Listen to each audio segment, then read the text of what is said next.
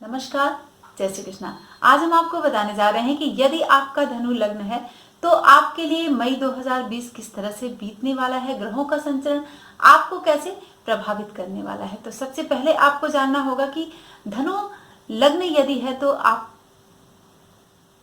पूरे व्यक्तित्व पर आपके किस ग्रह का प्रभाव होने वाला है और आपका व्यक्तित्व किससे प्रभावित होने वाला है। सबसे पहले आप देखें, ये है प्रथम भाव और यहाँ पर यदि 9 नंबर विद्यमान है आपके जन्म पत्री में तो आपका जो लग्न है वह धनु हो गया। धनु लग्न का जो स्वामी होता है बृहस्पति होता है। कठोर बृहस्पति का प्रभाव ऐसे जातकों पर होता है। ये लोग बड़े ही शांतप्रिय होते हैं, बहुत जल्दी प्रसन्न होने वाले होते हैं और उदार प्रकृति के होते हैं। ये एक बड़ी खास क्वालिटी होती है, लेकिन एक निगेटिव पॉइंट है कि ये दूसरे को व्यंग बहुत करते हैं। उनके ऊपर कटाक्ष की भाषा इनके अंदर बहुत होती है। तो चलते हैं बढ़ते हैं कि ग्रहों का संचरण पूरे महीने कैसे उनको प्रभावित करने वाला है। सबसे पहले हम देखेंगे कि लग्न का जो स्वामी है वह कहाँ पर विद्यमान है। ठीक है, लग्न का स्वामी और कौन सी राशि धनु लगन वाले जातकों के लिए शुभ है और कौन सी अशुभ है। तो सबसे पहले आप जानें कि शुक्र इनके लिए अशुभ होता है, क्योंकि शुक्र देखिए छठे भाव का स्वामी होता है और एकादश भाव का स्वामी होता है। छठे भाव में शुक्र विद्यमान भी है, तो शुक्र अशुभ होता है और बाकी जो ग्रह होते हैं इनके लिए वो सब शुभ की श्रेणी में आते हैं। कोई भी ग्रह धनु लगन वाले जातकों के लिए कोई भी अशुभ नहीं, तो सिर्फ शुक्र को छोड़कर। अब बृहस्पति आपके लिए किस तरह का प्रभाव देगा और आपका जो लग्नेश है वह द्वितीय भाव में बैठेगा शनि के साथ। शनि के साथ यह प्रभाव आप समझ सकते हैं कि यहाँ पर वो नीच का हो जाएगा बृहस्पति और शनि स्वराशि का हो जाएगा और मंगल भी यहाँ पर विद्यमान रहने वाला है 4 मई तक। ठीक है, तो मंगल, शनि और गुरु, ये स्टार्टिंग जो मंथ का है उसमें ये 3 ग्रह आपके विद्यमान होंगे और 14 मई से बृहस्पति वक्री हो जाएगा। तो बृहस्पति शुभ है, लग्नेश है यहाँ पर और चतुर्थेश है, तो धन से संबंधित आपको लाभ कराएगा। कोई जायदाद आप यहाँ पर धनु लगन वाले जो भी जातक हैं वह खरीद सकते हैं, क्योंकि शुभ स्थिति होती है। जायदाद में आप वृद्धि कर सकते हैं, आपकी आमदनी जो है वह बढ़कर रहेगी। ठीक है, पद में वृद्धि हो सकती है, कहीं आपको प्रमोशन मिल सकता है या एक जगह से दूसरी जगह आपको अच्छा पद ऑफर हो सकता है। व्यवसाय में भी आपकी तरक्की होगी यदि आपका धनु लग्न है और बृहस्पति सेकंड हाउस में बैठकर आपको वहां पर प्रभावित कर रहा है और कुटुंब का भी भाव है द्वितीय भाव, तो ये पारिवारिक सुख आपको यहाँ पर प्रदान करेगा बृहस्पति। हो सकता है घर से दूर रहने की स्थिति बृहस्पति 14 तारीख तक बना दे और ये जो स्थिति है इसमें आपको हो सकता है पद प्रतिष्ठा इन सब चीजों में आपको वृद्धि की संभावना बन जाए। 14 तारीख के बाद से यहाँ पर लग्न पर प्रभाव डालने लगेगा। तो जब लग्न पर प्रभाव डालेगा, चूंकि केतु साथ में यहाँ पर लग्न में विद्यमान है, तो थोड़ी सी केतु यहाँ पर हानि कराने के लिए बैठे। वैसे तो केतु की ये उच्च राशि है, लेकिन फिर भी हल्के फुल्के हानि से आपको यहाँ पर बचना होगा, बहुत ही सतर्क रहना होगा। और 14 तारीख से बृहस्पति जो है वो आपके द्वितीय भाव और प्रथम भाव पर भी यहाँ पर प्रभाव डालेगा, तो इसको लेकर आपको कोई अगर बातें हैं, कुछ चीजें हैं जिसका समाधान आप सोच रहे हैं काफी दिनों से, उसमें आपको मिल जाएगा। ठीक है, तो ये स्थिति बृहस्पति यहाँ पर बना सकता है और वक्री होने पर ये चतुर्थ भाव का भी स्वामी और लग्न का भी स्वामी है, तो अगर आप महिला हैं तो गर्भवती होने के चांसेस हैं। ठीक है, और अगर आप पुरुष हैं तो आपको संतान होने के बिल्कुल चांस यहाँ पर बन रहे हैं। अधिकार आप क्षेत्र जो है वो आपका बढ़ेगा मई के महीने में, और किसी भी कोई भी अपॉर्चुनिटी अगर आपकी आती है तो बहुत दिमाग से और होशियारी से आप काम उसका बना ले जाएंगे। ठीक है, आपके मित्र बहुत बनेंगे, शुभ कार्य भी आप संपन्न करेंगे इस महीने में। प्रवास की स्थिति बन सकती है, धन जन हर चीज का सुख आपको यहाँ पर मिलने वाला है। एक विशेष बात मैं बताता हूँ कि बृहस्पति जो है वह विद्या बुद्धि ज्ञान का भी कारक ग्रह माना जाता है। तो छात्रों को जो है अगर वो ऑनलाइन भी परीक्षा देते हैं मई के महीने में, या फिर ऐसे परीक्षा अगर वो दे रहे हैं, तो उसमें सफलता मिलने के चांसेस है, या हो सकता है कि आपको ऐसे ही प्रमोट कर दिया जाए।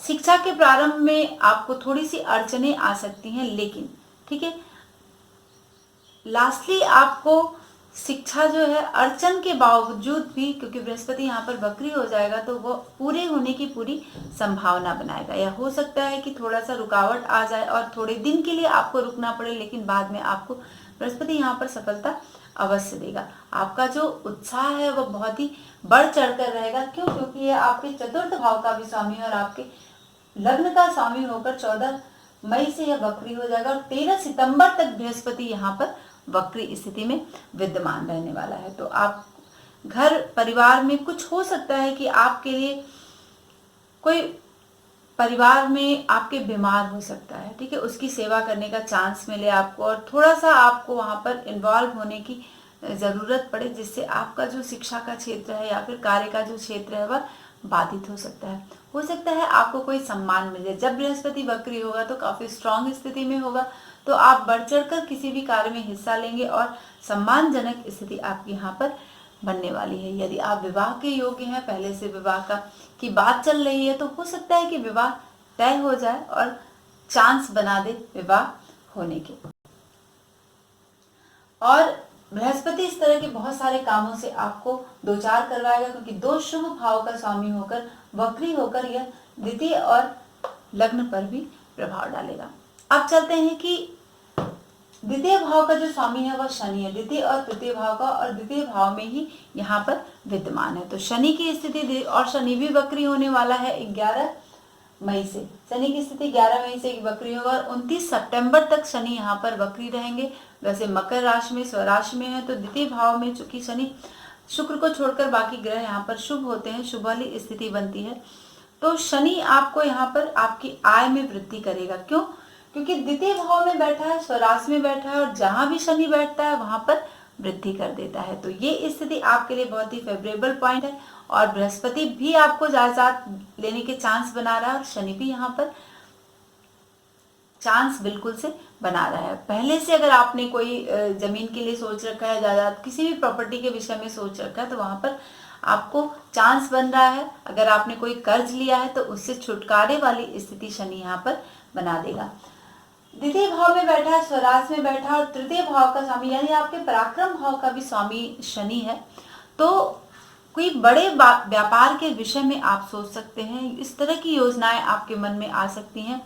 और हो सकता है कि बड़ी बिल्डिंग बनवाकर या कोई अपार्टमेंट्स बड़े बनवाकर आप उसको किराए पर दे दें। तो ये आमदनी का बहुत ही अच्छा साधन आपके लिए है, तो ये कोशिश करें आप, और मई के महीने में इसको ट्राई कर सकते हैं। ठीक है, अगर किसी अदालती मामले में आप फंसे हुए हैं तो शनि यहाँ पर आपको लाभ वाली स्थिति जरूर से बनाएगा। तो निश्चित तौर पर इस तरह के मामले को जल्दी से शट आउट कर लें, है, हानि की स्थिति यहाँ पर नहीं बन रही है। कोई भी मामला अगर है उसमें आपको सफलता मिलेगा, चाहे वह शिक्षा से जुड़ा हुआ हो, अदालत से जुड़ा हुआ हो, जमीन जायदाद से जुड़ा हुआ, इन सब तरह की चीजें आपको यहाँ पर अच्छी मिलने वाली है। अब चलते हैं कि देखते हैं कि पंचम भाव का जो स्वामी है वो मंगल है। मंगल आपके एकादश भाव में यहाँ पर विद्यमान है और 4 मई तक पर आपके द्वितीय भाव में बैठने वाला है। तो मंगल की स्थिति जब द्वितीय भाव में रहेगी 4 मई तक, तो चूंकि शुभ है, किसी को भी शुभ या अशुभ कुछ भी हो, आपको धन मिलेगा। 4 तारीख तक धन वाली स्थिति बनेगी।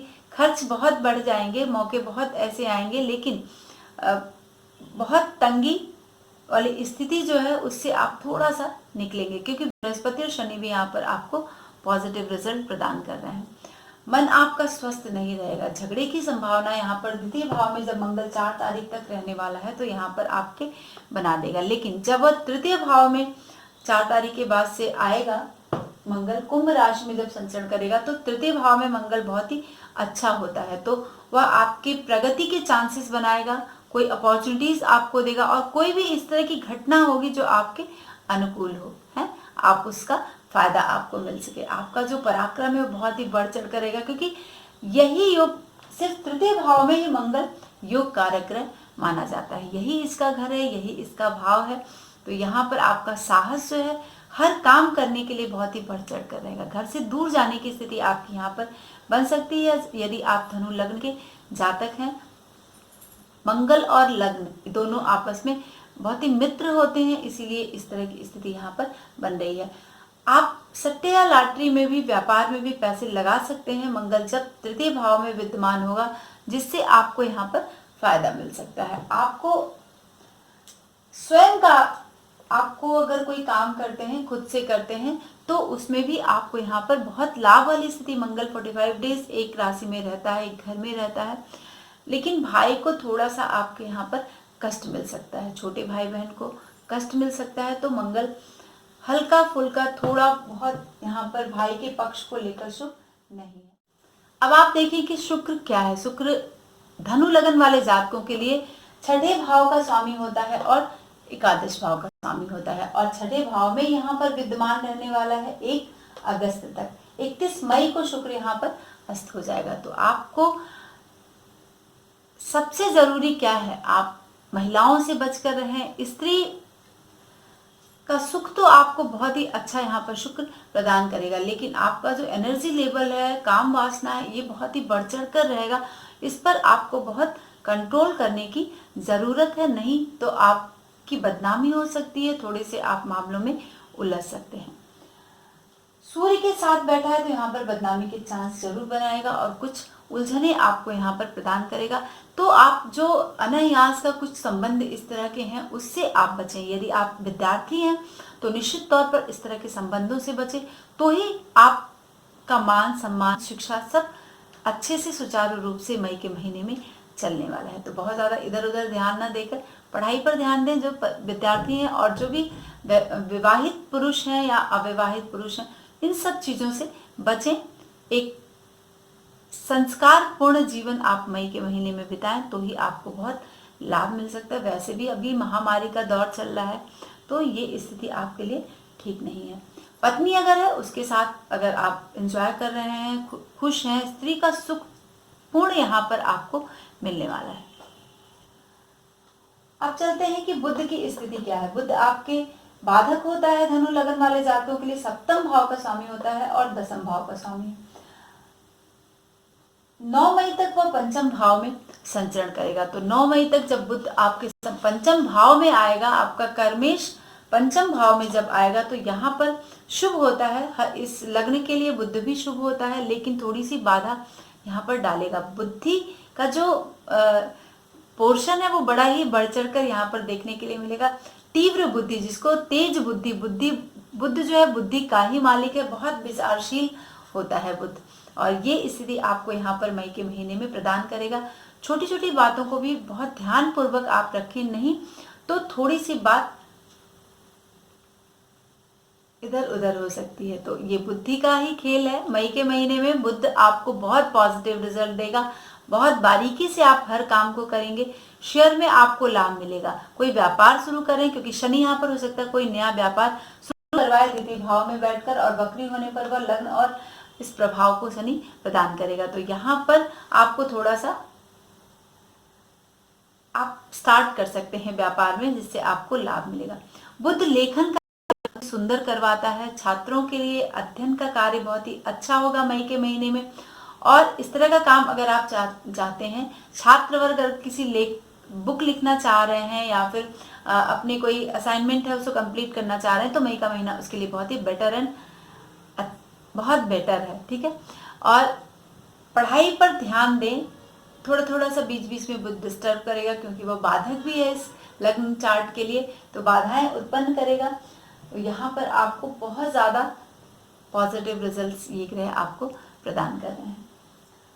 सप्तम भाव में ही राहु की स्थिति है। अब राहु सप्तम भाव में बैठकर आपके जो वैवाहिक जीवन है उसमें थोड़ी सी पीड़ा प्रदान करेगा। वाद विवाद की स्थिति राहु सप्तम भाव में बैठकर प्रदान करेगा।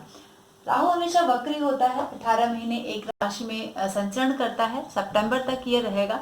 तो यहाँ पर आपके पति पत्नी से, व्यापार के क्षेत्र में कोई आपका जो सपोर्टर है या फिर जिसे हम कहते हैं कि साझेदार है, उससे वाद विवाद की स्थिति यहाँ पर बन सकती है। पर नवम भाव का जो स्वामी आपका भाग्येश जो सूर्य है, सूर्य की स्थिति यहाँ पर देखें आप, सूर्य पंचम भाव में संचरण करेगा 14 मई तक। तो पंचम भाव में सूर्य की स्थिति आपको बहुत ही अच्छा है, क्योंकि भाग्येश का सप्तम भाव में होना ये तो बड़ी ही पॉजिटिव स्थिति है। पंचम भाव में शिक्षा के लिए बहुत ही अच्छा सूर्य यहाँ पर प्रदान करेगा और शुभ भी है, तो आपकी बुद्धि को स्थिर बनाएगा और स्थिर बुद्धि करके आप किसी भी कार्य क्षेत्र को शुरू कर सकते हैं, किसी भी व्यापार को शुरू कर सकते हैं, किसी भी राइटिंग के लिए कोई शुरू करना चाहते हैं, लेखक हैं या जो भी हैं, तो आप उस तरह के काम कर सकते हैं। यानी अच्छा काम सूर्य यहाँ पर पंचम भाव में 14 तारीख तक बैठकर करवाएगा।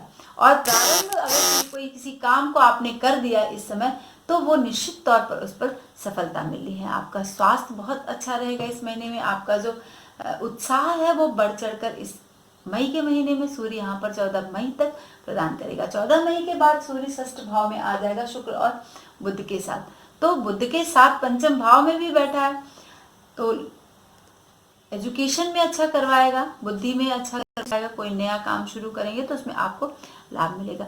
सूर्य जब षष्ठ भाव में आ जाएगा, अब चूंकि आपके भाग्य का छठे भाव में आ जाना, तो यहाँ पर आपको मन आपका थोड़ा सा उदास कर देगा और काम की सफलता में थोड़ा सा विलंब करवाएगा और आपके अधिकारी वर्ग से या भी जो आपसे अपर हैं उनसे अनबन की स्थिति बन सकती है। स्त्री वर्ग से आपको थोड़ी सी सावधानी रखनी पड़ेगी। शत्रु यहाँ पर आपके पराजित हो जाएंगे, लेकिन बहुत तेजी से शत्रु उभरेंगे भी। इसके लिए आपको सूर्य का ध्यान देना है, क्योंकि मंथ लास्ट तक सूर्य यहीं पर रहेगा और इस तरह की स्थिति वह क्रिएट करेगा। ठीक है, तो ये जो सारे ग्रह हैं इनकी स्थिति आपने देखी। और शुक्र जो 13 मई को वक्री हो जाएगा। ठीक है, 13 मई को जब शुक्र वक्री होगा, तो वक्री होकर वह आपके पंचम और छठे भाव पर प्रभाव डालेगा और 12:15 पर 25 जून तक शुक्र यहाँ पर वक्री रहेगा। तो पंचम भाव में शुक्र जब वक्री होगा, तो आपको स्त्री से संबंधित सुख में जो है वह बाधा प्रदान करेगा। तो आपके संतान को थोड़ी सी बीमार वाली स्थिति बन सकती है, उनके स्वास्थ्य पर थोड़ा सा ध्यान देने की जरूरत है यहाँ पर बहुत। और पर स्त्री के संपर्क से आपको यहाँ पर बचना होगा जब शुक्र वक्री होगा 13 मई से लेकर 25 जून तक। तो ये बातें आपको यहाँ पर ध्यान देने की। चंद्रमा की स्थिति क्या है? चंद्रमा अष्टम भाव का स्वामी। चंद्रमा के 2.25 दिन चंद्रमा एक राशि में रहता है और चंद्रमा के विषय में मैं बहुत कम बताती हूँ। जो इम्पोर्टेंस हैं चीजें, उस चीज पर मैं आपको फोकस करती हूँ।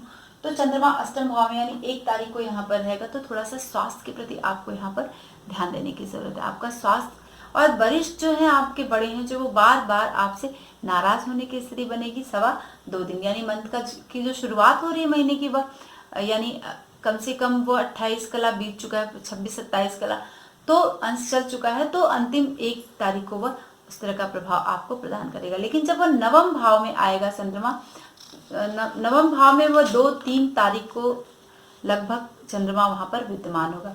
तो मन जो है, क्योंकि अष्टमेश का नवम भाव में आ जाना, मन में थोड़ी सी अस्वस्थता वाली स्थिति यहाँ पर रहेगी। हाथ में पैसे की तंगी बन जाएगी। 2.25 दिन तक इस तरह की कंडीशन बन सकती है और नींद अच्छी नहीं आएगी। कुछ सोचेंगे मन में, एक सुख जो बोलते हैं ना, शांति जो है वो नहीं रहेगी। 3 यानी लगभग 4 तारीख तक, 4-5 तक वह दसम भाव में चंद्रमा विद्यमान होगा। यानी आपके अष्टम भाव का स्वामी आपके दसम भाव में विद्यमान जब होगा, तो एक संतोषजनक स्थिति 2.25 दिन आपकी यहाँ पर रहेगी। बाकी बहुत कुछ आप यहाँ पर कर सकते हैं।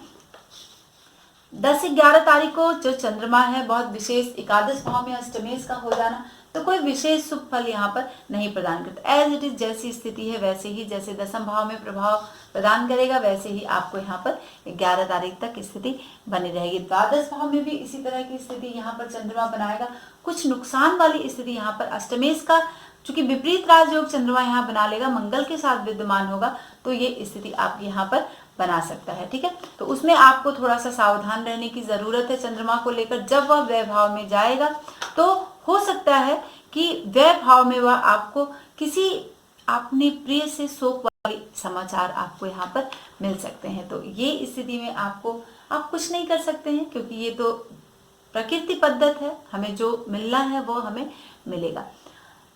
चंद्रमा जब 14-15 तारीख को लगभग वह लग्न में विद्यमान होगा, धनु लगन, यानी चंद्रमा वहां पर उच्च की स्थिति बनाएगा लग्न में बैठकर, तो आपके मन में बहुत अच्छे अच्छे विचार आएंगे और किसी की मदद अगर आपको चाहिए तो वो तुरंत मिलेगी। ठीक है, तो इस तरह की स्थिति आपको चंद्रमा यहाँ पर बना सकता है। लग्न में ही बैठना उसके लिए राजयोग कारक हो जाएगा, क्योंकि यहाँ पर विपरीत राजयोग द्वादश में और फिर लग्न में आकर वह गज केसरी योग का निर्माण करेगा। लेकिन केतु के साथ विद्यमान होने की वजह से चंद्रमा यहाँ पर लग्न में बैठेगा तो थोड़ी सी हानि वाली अचानक से स्थिति बना देगा। और महीने के अंतिम में चंद्रमा यानी लगभग 28, 29, 30 तारीख को यह मिथुन राशि में विद्यमान होगा। तो जब मिथुन राशि में सप्तम भाव में चंद्रमा विद्यमान होगा तो आपको थोड़ा सावधान रहने की जरूरत है, क्योंकि राहु के साथ यहाँ पर चंद्रमा विद्यमान होगा, वाद विवाद की स्थिति काफी बनाएगा और 2 दिन आपको यहाँ पर आपके मन में 2 दिन सवा 2 दिन कष्ट वाली स्थिति रहेगी जब वह सप्तम भाव में संचरण करेगा राहु के साथ। तो चलते हैं मित्रों।